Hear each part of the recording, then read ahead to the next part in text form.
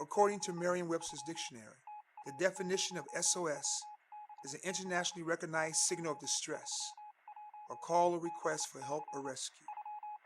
Many schools in the Chicago public school system are calling for help. This is their SOS.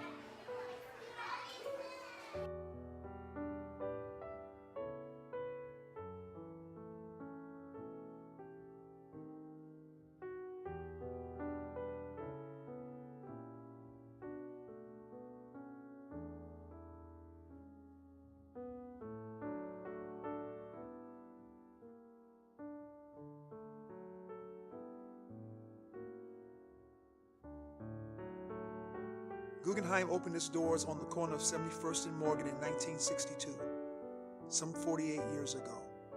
It has been a staple of the community.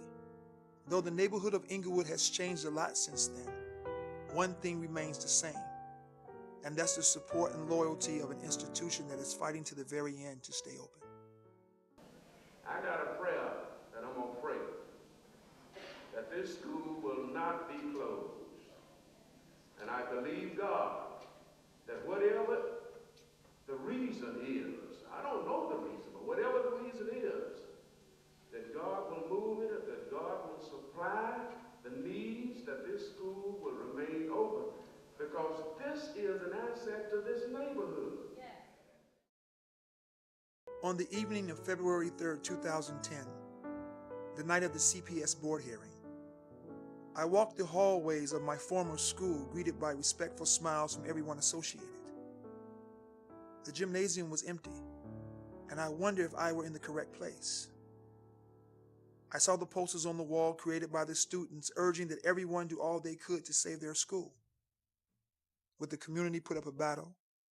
Would they turn out to voice their displeasure over the proposed closure? Soon, I would have answers to my many questions.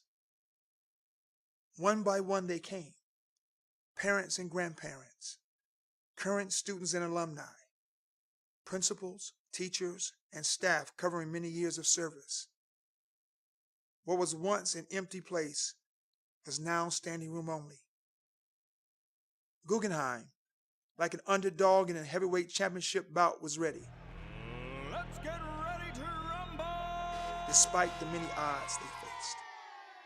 In speaking with many parents, they voiced concern over appointed moderator Fred Bates, who had previously stopped a similar hearing at Curtis Elementary School when frustrated parents showed their displeasure.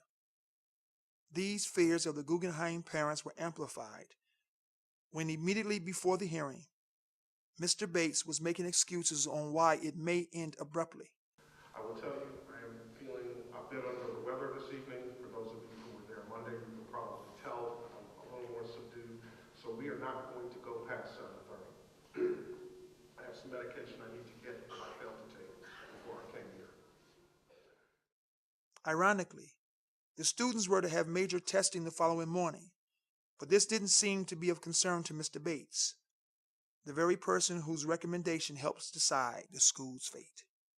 You cannot hold these kids to the same standards upper and middle class.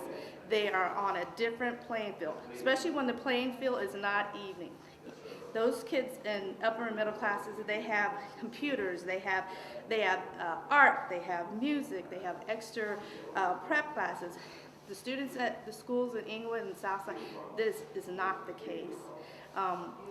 We talk about, they want to talk that Southside and Inglewood is such bad neighborhoods and there are gangs. Well, you know what? I could see a child turning to a gang because the very institutions that our forefathers fought for, Martin Luther King, are being destroyed. If it takes a child, if it takes a village to raise a child, then CPS is destroying the village. The following day, I had the privilege of speaking with national spokesman of Operation Push, Jonathan Jackson. Deneen Elementary School, fantastic school on the State Street corridor. The city has just upgraded their facilities, and then out of the blue tells them they're in foreclosure. Why? Because they've already predetermined to give it to a charter school because it's off the expressway.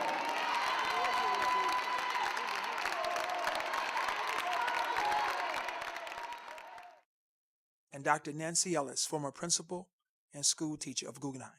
My best emotion is sadness for the kids. Sadness for the kids. I can feel that their agony and their pain. And just anger. You know, just anger that people have such disregard for black kids. And I've witnessed it all my life. But just the blatant disregard that I see in this whole scenario just angers me. The fact that they would make the pronouncement a week before standardized testing just angers me so much. And the fact that they would say such hurtful things to those young people about their school.